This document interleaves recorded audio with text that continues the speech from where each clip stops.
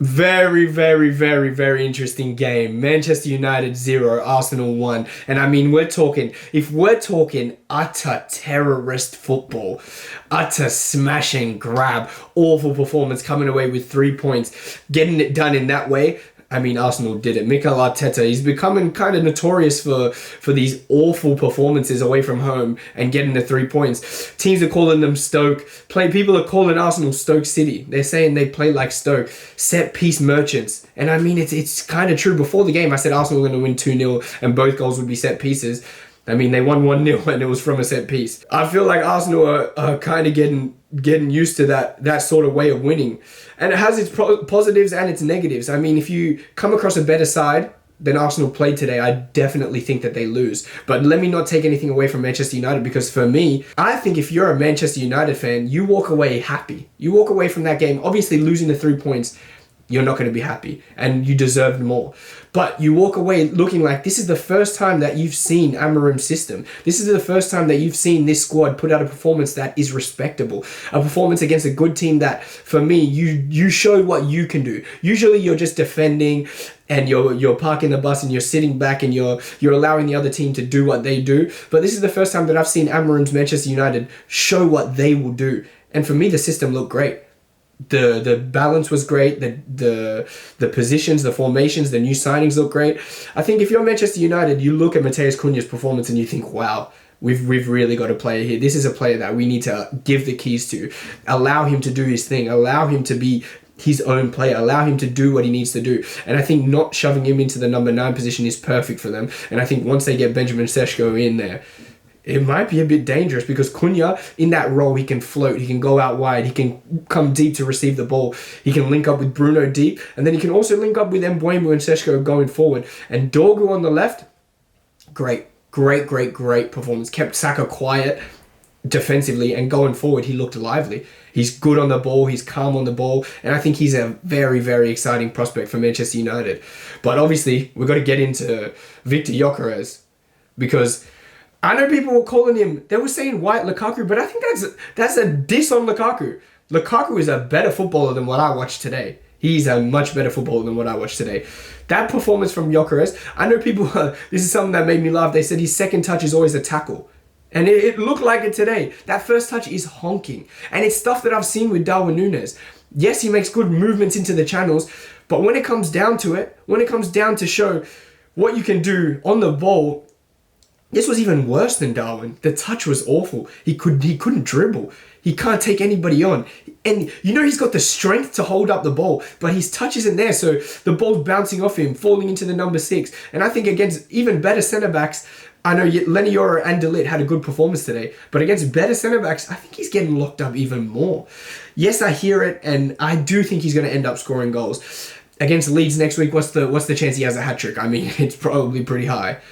But for me, that performance would be worrying for Arsenal fans, because I know there was a big split in Arsenal fans. There were the fans that wanted Victor Gyökeres because they were sick and tired of not scoring goals. But there was also that side of fans that didn't want to bring in a player that technically wasn't good and didn't have the skill set to fit into a nice, free-flowing, good football style of play. So I think it was kind of like, which one are we going to get? He either scores a lot of goals and he's not the player that Kai Havertz is, or you have Kai Havertz, who doesn't score so many goals, but his all-round game is a lot better than Victor Gyökeres. And at this point in time, I think going into the next game, obviously they're going to play Gyökeres because they signed him and he's worth a lot of money. But to be honest, what I saw today, I don't think he offers much more than what Kai Havertz does. And I think it might be more of a rotation thing than first expected. Because I think depending on who you verse, I think Kai Havertz might be the better option. But yeah, it's very premature. It's very early. Obviously, the guy looked like he played in Tim's today. And there's a few Arsenal players that have poor performances. Saka, extremely poor today. But Saka's not somebody I'll get onto straight away, because he's proved to me time and time again that he's a player. He steps up for Arsenal in the big occasions. And when Arsenal don't have him, they miss him. He had a very poor performance. But I'll leave it at that. I'll wait to see how he plays next week, and then I'll judge a little bit more. Man Utd coming off an awful season last season, and then all these talks of being stripped of the captaincy, ex-players, Tony Adams coming out saying he should be stripped of the captaincy. Odegaard, he didn't put in a performance that you'd expect for a player who needs to prove himself. He looked he looked erratic. He didn't look like himself. He didn't look like the Martin Odegaard that became one of the best midfielders in the Premier League. He kind of looked, yeah, he looked erratic. He was coming deep to receive the ball, but you've just signed Martin Zubimendi, whose literal sole purpose is to be able to get Odegaard the ball higher up the field, to get Rice the ball higher up the field. He's a player who's exceptional on the ball. You brought in a midfielder who plays forward, who likes to get on the half turn and play forward. So why are you getting into his space? Why are you coming short and getting into his space, leaving Saka isolated, leaving Gyökeres isolated? Odegaard, get higher and create in the final third, and that's what they need you for. But to be honest, in the final third, he was lacking. His passing was off. He was taking too long on the ball. His decision-making wasn't good. His striking of the ball in the final third wasn't good. So for Arsenal fans, I think they're going to slowly start to be a bit frustrated and a bit annoyed if this is what's to come.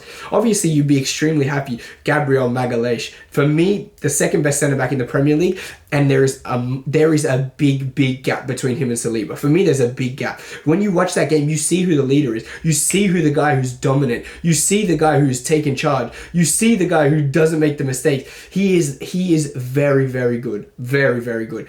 How many top quality tackles, interceptions, blocks, clearances, headers that he made today.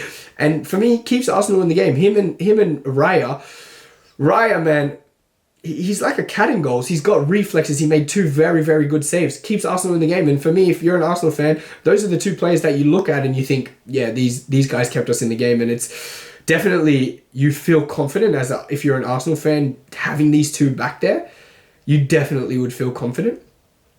But I mean, for me, anything other than that, it's a bit scary for Arsenal fans. The 3 points is all that matters, especially going into this Leeds game where they can build a bit more confidence, because then they have a bit of a tough run.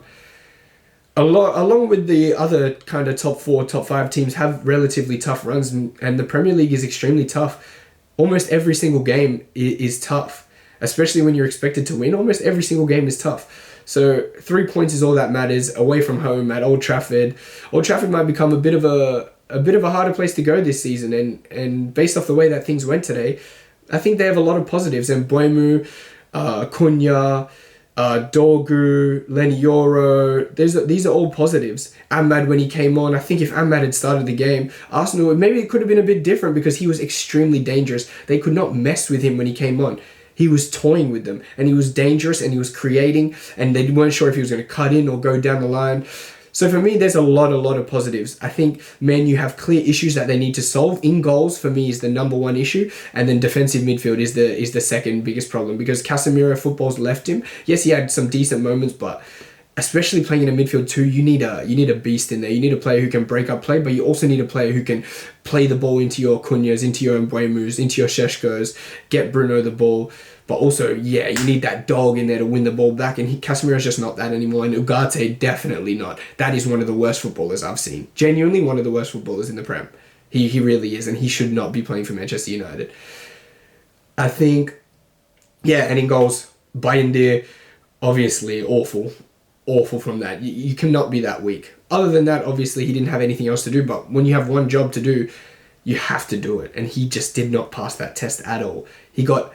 You're a keeper who's a big man. You can grab the ball with your hands. You have to be stronger than that. I would never listen to that being a foul. You can use your hands. You have to be stronger. For me, I just don't agree with the idea that is a foul. Keepers are way too protected. So for me, that is be stronger, punch the ball. When it came to Raya for the same instance, he won the ball. He punched it out of the goal. They did the exact same thing. He punched it out of the goal. So for me, Manchester United have 2 big issues. But other than that, I think Amarim's got something cooking. He's got something cooking.